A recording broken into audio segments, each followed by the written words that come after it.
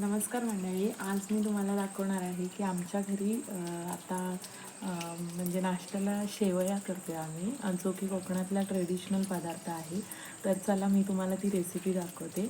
आता ती स्टार्ट केलेली आहे किचनमध्ये करायला आणि खूप स्पेशल अशी आहे. तर चला मी तुमच्याशी ती आज रेसिपी शेअर करते. तर चला तर मग माझ्याबरोबर. हे तांदळाचं पीठ आता घेतलेलं आहे आम्ही आणि हे धुतलेल्या तांदळाचं पीठ घेतात शेवया करण्यासाठी. नॉर्मल तांदळाचं नाही चालत आणि थोडंसं जाडसर आहे हे दळलेलं.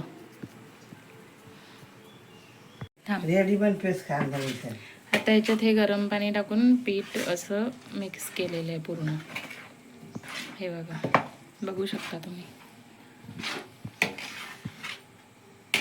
जसं आपण मोदकाला भिजवतो तसंच पीठ भिजवायचं असतं. हे फक्त पाणी उकळ आलेलं टाकायचं असतं यामध्ये.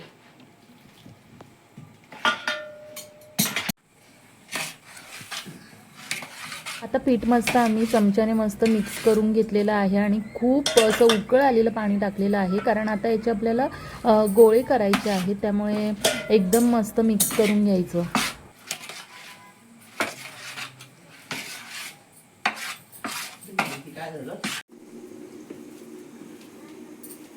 मेन म्हणजे लाकूड चांगलं पाहिजे.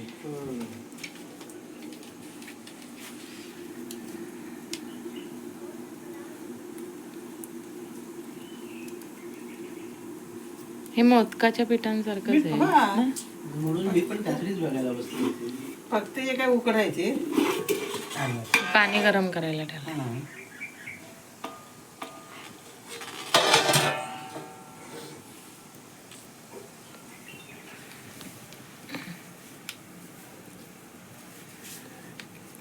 पातळ आहे पण हे थोडं ना.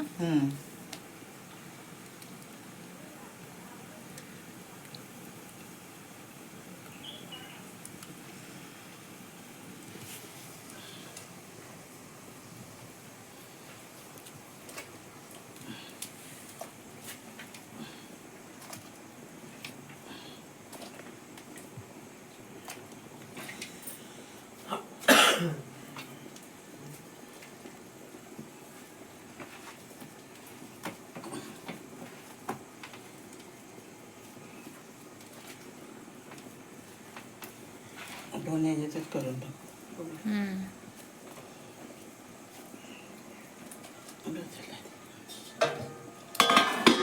किती वेळ ठेवायचे? ठेवायचे 10-15 मिनिट. कसं काय अंदाज ना आपल्याला शिजलेले दिसत.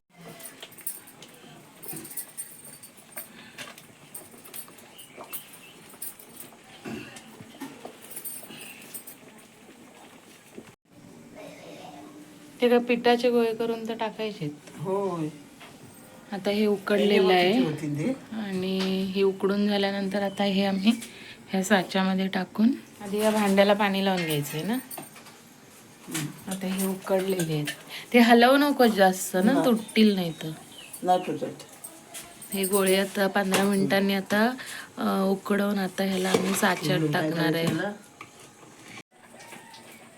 आता इथे तुम्ही बघू शकता, गरम गरम गोळे असताना या साच्यात टाकायचे आणि मग ह्या शेवया बघा किती सुंदर अशा झालेल्या आहेत. गरम गरम असताना साच्यात जर गोळे टाकले तर त्या सुंदर अशा पडतात शेवया. त्यामुळे खूप छान आणि खूप सुंदर लागतात नारळाच्या दुधाबरोबर.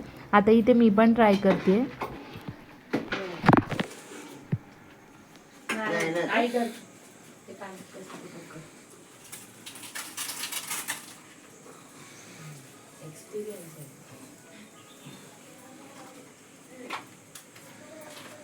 केळीची पानं काय आपल्याकडे तुटवड आहे ना, एवढी एवढी शांनाने त्यांनी. दुसरं ह्याच्यात टाक. काय पान इकडे नाही बघ, एक पान आहे दुसरं सब्जी.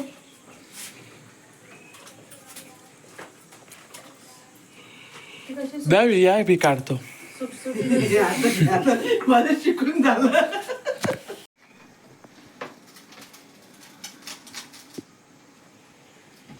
असेच टाकायला पाहिजे. थांब, टाकू नको टाकू. पलटी मारताना नीट मार, गोळा होऊ देऊ नकोस. पलटी मारताना गोळा होऊ दे. असं नको, असं घे पान, असं टाक खाली.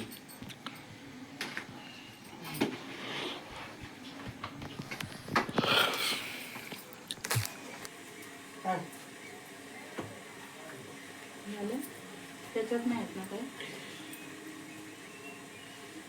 आहे बघ एक. आणखीन देऊ पीठ?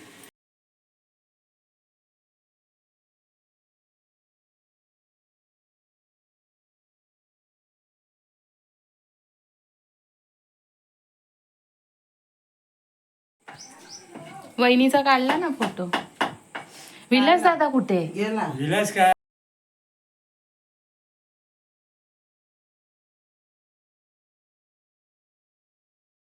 काय काय खायला लागले? आता वहिनी इथे नारळाचं दूध बनवायची तयारी करते, कारण खूप माणसं होती त्यामुळे शेवया खूप केला, त्यासाठी नारळाचं दूधही खूप लागणार आहे.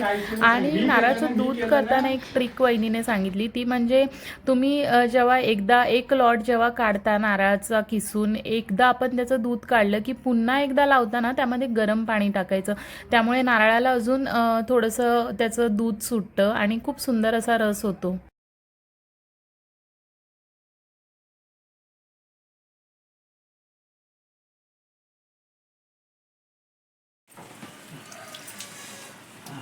गरम आहे खूप पाणी ना.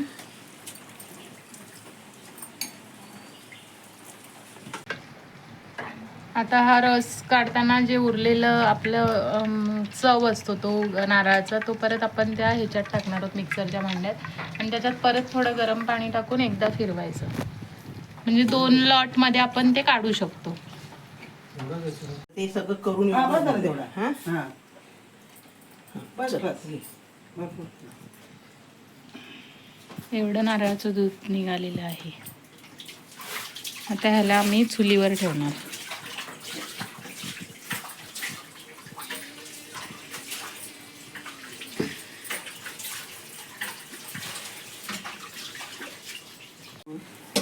लागेल तेवढं का?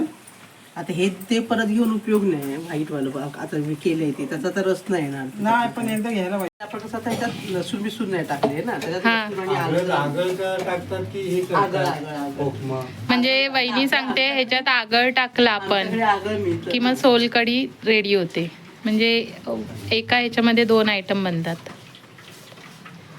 आणि त्याच्यात साखर टाकली ना तो त्यात.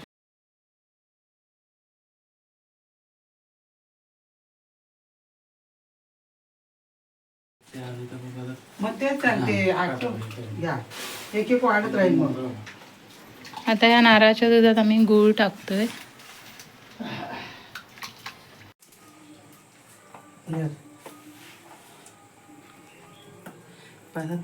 खायचे तेवढं खा, पण नाही खाणार मग.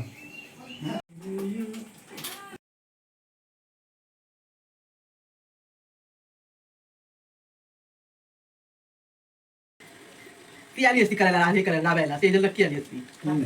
अरे विलास आपलं पाहिजे म्हणजे त्यांना वाटेल. भरपूर काय पप्पा नाही ते तिकडे. हे का नाही टाकायचं?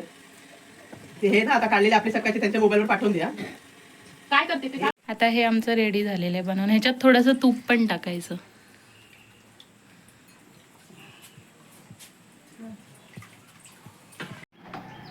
हा शेवयांचा साचा आहे आणि हे बघा, ह्याच्या आतमध्ये पीठ टाकलं जातं आणि ह्याला असं प्रेस केलं जातं.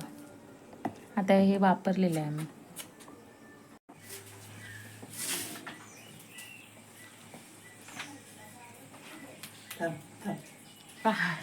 आईची बहीण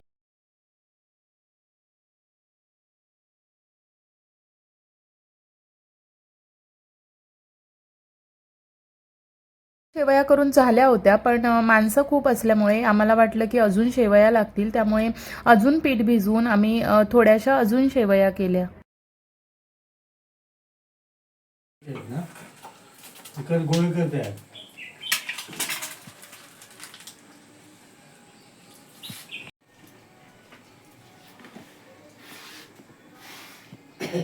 कांदा बोलो मंदारला जा, तिने दिवा लावून घेते.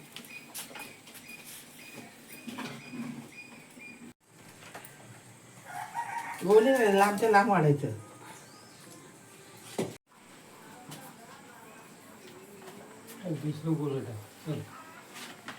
सर्व शेवयांचा आमचा पसारा.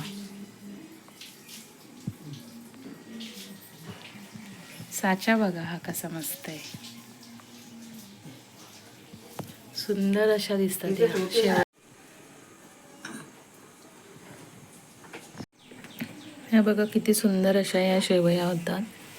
हा आहे कोकणातला पारंपरिक पदार्थ आणि आज आमच्याकडे नाश्त्याला शेवया आहेत. ह्याला तुम्ही उकळवायचं नाही तर दूध फुटलं जातं. ह्या बघा किती मस्त आणि सुंदर दिसत आहेत या शेवया. खायला पण खूप सुंदर लागतात. ह्या बघा टेस्टला एकदम अप्रतिम अशा शेवया झाल्या होत्या. आता इथे सर्वांसाठी आम्ही पानं लावून ठेवलेली आहेत आणि आता आम्ही शेवया एन्जॉय करणार आहोत. खरंच खूप टेस्टी झाल्या होत्या. मंडळी, अशाच नवीन नवीन रेसिपीसाठी चॅनलला सबस्क्राईब करा आणि कॉमेंट नक्की करा.